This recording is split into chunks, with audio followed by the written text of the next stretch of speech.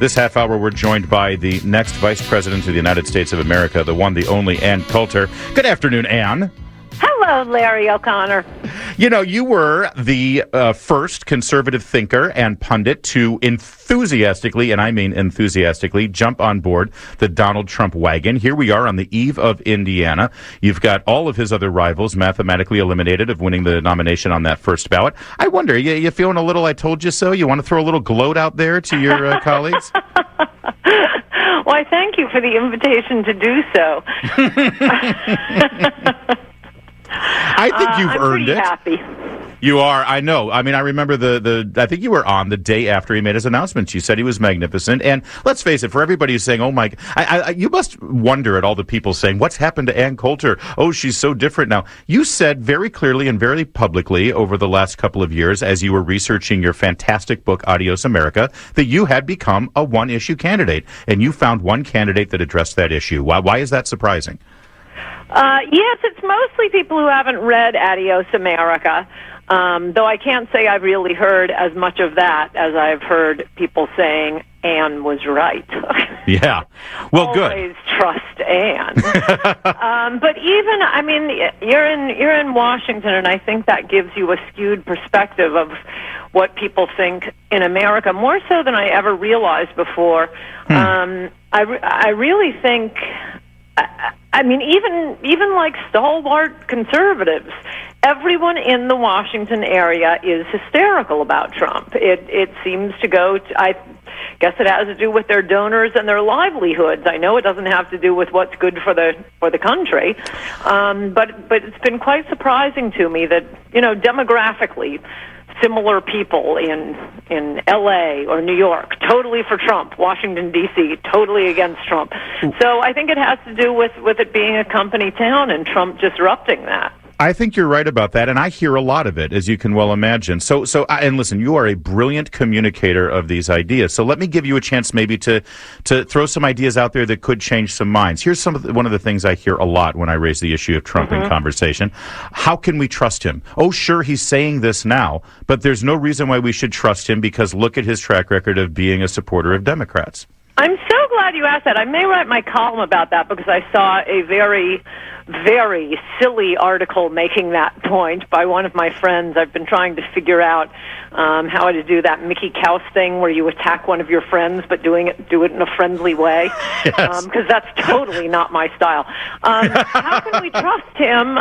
Well, a few things. One thing that has been absolutely consistent. I mean, he's had pop-offs when he was a New York City developer that are inconsistent with his tough line on immigration now.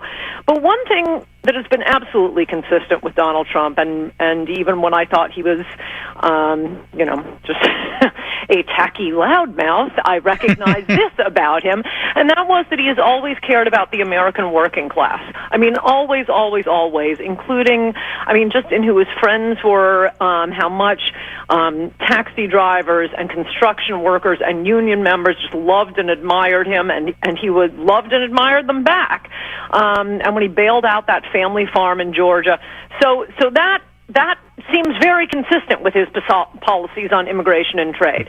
I'd add that the big pop-off that's supposed to show he'll say anything, anytime to anyone was when he was on some TV show, or maybe it was radio, promoting Celebrity Apprentice after the 2012 election, and he gave what was then, and in many parts of Washington, D.C., still is conventional wisdom.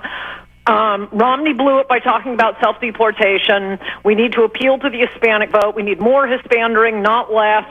And Trump repeated what you were at that time hearing approximately 50 times a day on Fox News and from every conservative in America except Drudge, Ann Coulter, Mickey Mouse, and two talk radio hosts. So I can't really, get worked up about that. Meanwhile, in 2013, when the Senate was pushing through Rubio's nation-killing amnesty bill, and a certain presidential candidate still in the race was a United States senator whose job it was to read bills going through the U.S. Senate to determine whether they would be good for the country. For most of that amnesty year, Ted Cruz was all for it. Meanwhile, you have a developer up in New York sending out more than a dozen tweets denouncing the Republicans, saying this is a death wish, this amnesty bill is going to kill the Republican Party, 90% of amnestied illegals will vote for the Democrats. What are you thinking, Republicans? You're going to destroy the country. I quoted some of them in one of my columns. And finally, even if you know, right up until June 16th, 2015, you think Trump was not good on immigration, which is not true. Oh, also, CPAC 2013, there were only two speakers against amnesty. One was me, and one was Donald Trump.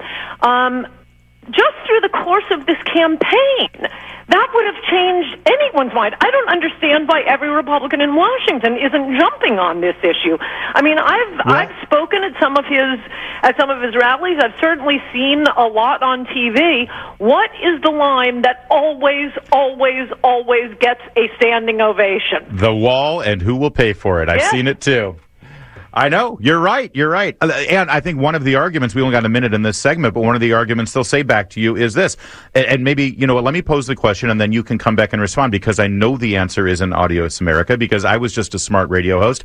I reread it over the last week, knowing that I was going to talk to you. Isn't it great? It is a very good book, and I do commend it to anyone who wants to really understand the anger and frustration and righteous indignation over how our politicians in D.C. have mistreated the American people with regard to the immigration issue. But their answer is this. The Republicans, the party people, even if they see the cheering crowds at the rallies, they'll say, but the future of the party is with the Latino vote. We can't alienate these people because we lost so bad in 2012, and it's only going to get worse. We can't just win with white Americans. I know you have an answer for that, and I can't wait to hear it from you. Ann Coulter, stay with us, please, will you? Yes, she will. Thank goodness. Ann Coulter stays with us. If you're wondering the answer to that question, you'll hear it in a moment. You'll also hear about traffic and weather in 1 minute. Larry O'Connor here. It's Washington's Drive at 5 on WMAL. We continue with Ann Coulter here on the Drive at 5. Larry O'Connor here as well, of course, and you got to get Audios America. And there's the question.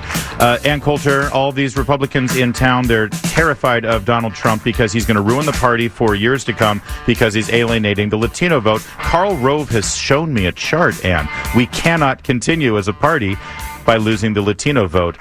Please respond. He has a chart, does he? Well, oh, yeah, it's on a whiteboard.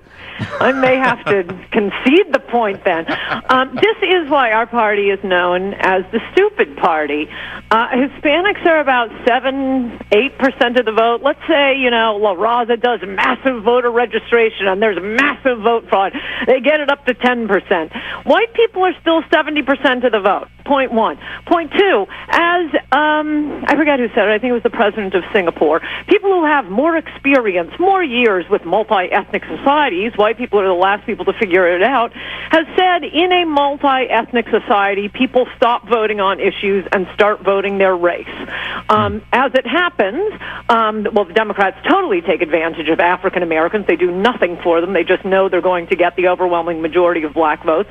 Post-1970 immigrants, both Asian and Hispanic, the two largest groups, vote 8-2 for the Democrats. So what we're facing is ethnic bloc voting, and Paul Ryan's, clever plans for entitlement reform aren't going to win them over. I mean, as polls, many polls have shown, Hispanics simply don't agree with Republicans. I mean, they come from totalitarian societies. They're used to being bossed around. They aren't used to freedom of speech, freedom of assembly. They're all for the government taking care of them. They disagree with the Republican Party on things even like gay marriage and gun control.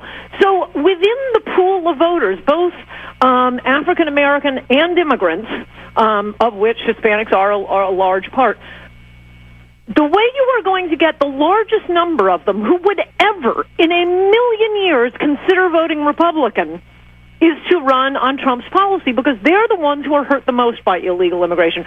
They're the ones who are hurt the most by legal immigration, bringing people into their neighborhoods, taking their jobs, filling up their schools, English as a second language teachers. I mean, every time there's been congressional testimony on both immigration, but especially illegal immigration, who are most of the witnesses? They're African Americans, they're Hispanic Americans saying, my you're killing us.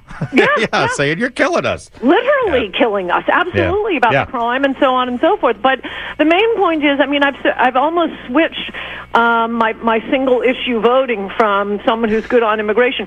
Now I just want a Republican who can do math. 70% white voters. You only need to get a few more of them, and you win the election. And a few columns ago, I went through the states that are now in play because of Trump's immigration policies, and there are paths to victory. Now, it could be that Democrats have changed the country demographically enough that Americans, or Republicans rather, same thing, Americans, can never win another national election. The country's already become California. I don't think so, or I wouldn't have written Adios America, but we're going to find out with Trump, because if even he can't win, then it's over, and you may as well give up your radio show and caring about politics, because the whole country's California. This is why I'm also trained ticket taker on Broadway, just in case. I've always got a job at Hamilton. And by the way, for anybody who missed a very important distinction there in what Ann Coulter was saying, she often refers to immigrants as post-1970 immigrants for a reason. Get Adios America, understand the history of what Teddy Kennedy did to this country with the immigration, quote-unquote, reform in the late 60s, and how the Republicans went along with it, and then you'll understand. All right, other issues real fast. Who should be Donald Trump's vice president? It's the one thing I am certain of is it's got to be someone good on immigration, because if it isn't, they'll impeach him. Right. And I won't say the other thing they could do to him.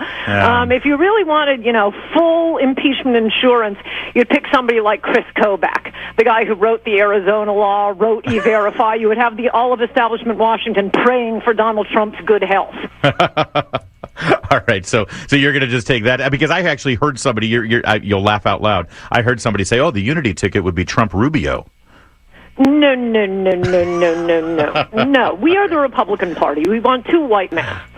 All right, and I mentioned Hamilton. I'm joking about that. No. Look, the point is, when a Margaret Thatcher comes along, you don't have to look around the country to find her. When an Hispanic whose presidential caliber comes along, we're not, sitting and drawing up maps now. Who's another Hispanic politician? I mean, everybody knows that's the problem with affirmative action. You have a smaller pool to pick from. Who do you think is easier for Trump to beat? I only got a minute left. Who's easier for Trump to beat, Bernie Sanders or Hillary Clinton? Hillary. Absolutely Hillary. Because of the baggage, because of the unlikability? And also, Bernie, unfortunately, he only talks a good game. I don't know if you remember this. I was on Real Time. I'm going to be on with Bill Maher again this Friday. I was on his show a few days after Trump announced, and he asked me which candidate for the Republicans I thought I supported or thought was the toughest. I said Trump. They all laughed at me. And I also said that I thought Sanders would be the toughest one to beat for the exact same reason. He at least talks a good game about caring about the American working class. Unfortunately, he's a Democrat, so, I think 2 weeks after I was on the show, he showed up. He'd been talking about how we need, to keep out illegals to drive up wages for working-class Americans. He goes and speaks to La Raza and comes out for an open border. There you go. Even somebody whose heart's in the right place, if you belong to that heinous party, it used to be that way with the Republicans, but not anymore with Trump. Ann Coulter, author of Adios America, and honestly, one of my favorite guests, and we have to have you on more often, especially as this year starts to heat up. Ann, it's always good to see you. Talk to you. Good to talk to you, Larry. Bye-bye. It's better to see you. I miss you. Let's get together. Yeah, me too. It is 5:24 on WMAL.